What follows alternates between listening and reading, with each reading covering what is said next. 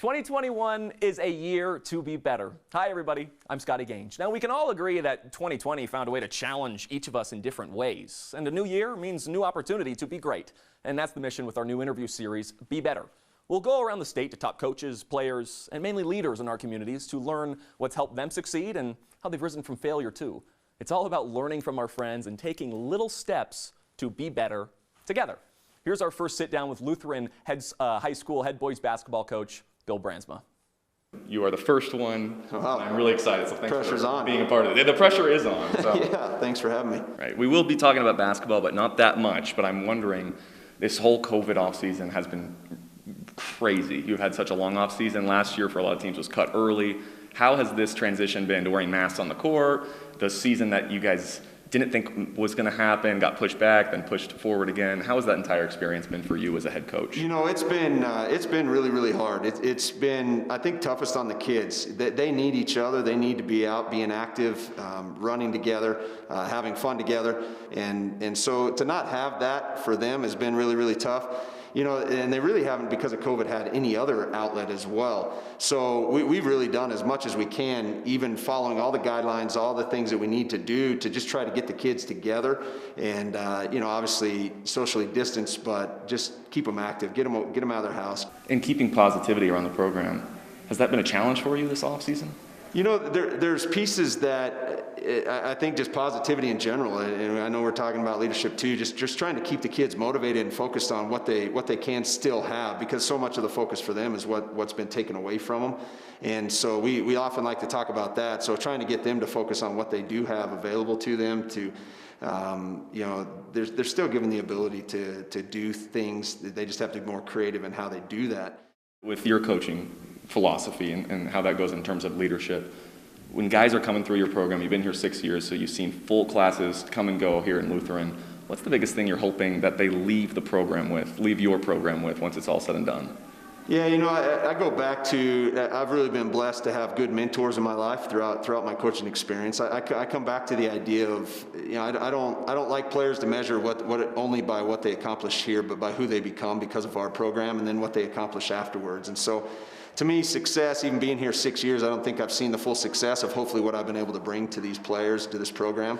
You know, that's going to come 10, 15 years, 20 years from now when they maybe reach back out. I think the greatest compliment that you can get is having a player reach back out after leaving your program and talking about the impact that by being part of our program, what they were able to do. And the way they focus or approach life because of something they learned as being part of it. What kind of examples do you have from stuff like that in the past?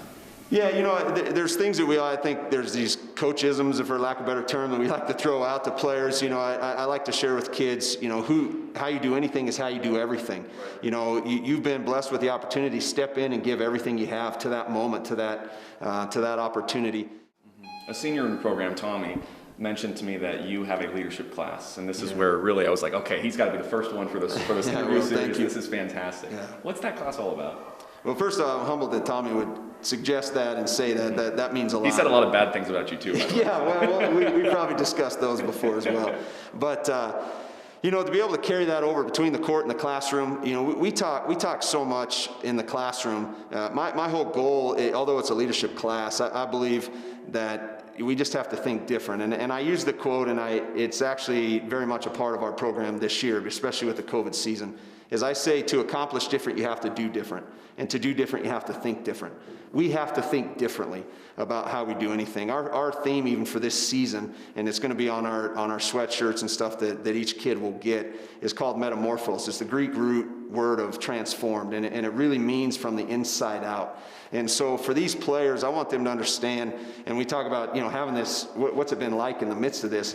It's getting them to think differently. It's not what's been taken from them, but the opportunity they still have. And so they get to come to practice and be part of, you know, what's going to be a shortened season, but they're still going to get to compete together, go out, have their senior year. And so, you know, we can't sit back and be victims to our circumstances and what's going on around us. We get to be victors over it, and we just hit that a lot. And so, you know, for us, whether it's our approach in practice, we have to think different than everybody else does. We have to think about, what's going to benefit us as a team, not as me as an individual. It's the act of a lot of little things right, creating big changes kind of thing. That's what it sounds like. Exactly. John Wooden said that, and that was actually our theme 2 years ago. Little things make big things happen.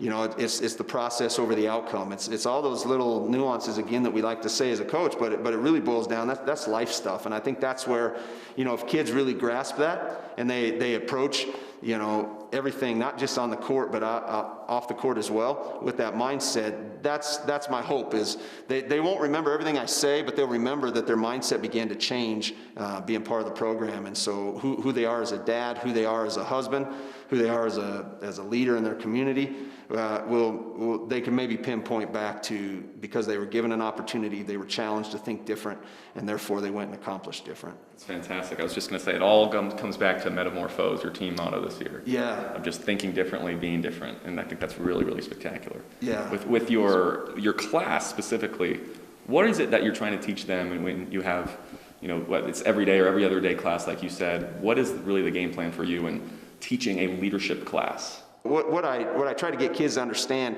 is not everybody's like you. And so if you try to treat everybody like you, then you're going to get very, very frustrated, because an incident can happen in the hallway and 4 different people are going to react 4 different ways. None of them being necessarily bad. It's only bad because that's the way you perceived it to be. It was bad in your eyes when somebody else saw it totally different. So how can I get kids to understand each other, that they do think different, they are a bit different. I want to motivate them to get to where they want to be, but that approach is going to look very, very different from different people. So, I break it down. I had a mentor share with me one time the most simple definition of leadership, but it's so transformational. It's really just taking people from here to there. And I try to teach the kids to understand, you're going to have people that help you understand where here is. Where are you? And then you may have somebody else that helps you understand where you're going, where there is, and then there may be a third person that helps you understand, well, if that's where I'm going, here's how you're going to get there. Sometimes it's the same person that's able to really do that, depending on what you're trying to accomplish and who you have in your life influencing you. And so, that's why a lot of kids will say they're not leaders, when realistically all of them are, because at some level, you're helping a friend, you're helping a sibling, you're helping a coworker, wherever it is, get from here to there, wherever that is in their life. And because you're having an impact on all those pieces, you're not allowing the person that you're interacting with to stay where they are. That's leadership. And so they begin to identify, I don't need to have every characteristic dialed in. I don't need to read 21 indispensable qualities of a leader and have all those mastered to be a leader. No, get better every day. Don't be okay with where you're at. Be uncomfortable, push yourself, work to develop in those things, but be confident in the fact that what you're saying, how you're doing it, you're going to lead somebody to a different spot. And hopefully that spot is what's better for the person. You personally as a leader and as a teacher here at school, what are you trying to improve upon? I think for me is always learning. Knowledge is power. I don't always do a great job of it. I've definitely tried to read a lot more. There's so much content out there. And I say in my leadership class, when people pursue knowledge, like most people pursue money, there comes a time in their life when they don't have to worry about money. Because knowledge gives you the ability to do it faster, better, think different, and accomplish different. And so I think it's always, for me, it's kind of constantly finding new ideas, new ways to approach it, and new things to share with them. To close things out, Coach, in your years of leading young men and women, if you had to choose, and in your own life and leading yourself, if there's one quote, one life philosophy kind of thing that you say you could rely on the most or choose the most that has touched you the most or anything like that, what do you think it would be? Yeah, it's a great question. There's a number of them that come through. One that really stands out to me. Every moment, and this was a mentor of mine down in Tulsa, every moment in life's a choice, and every choice has prices and benefits. Every day you get to choose how you step onto the court. You get to choose how you get out of bed and approach the day. You get to choose how you step into the classroom.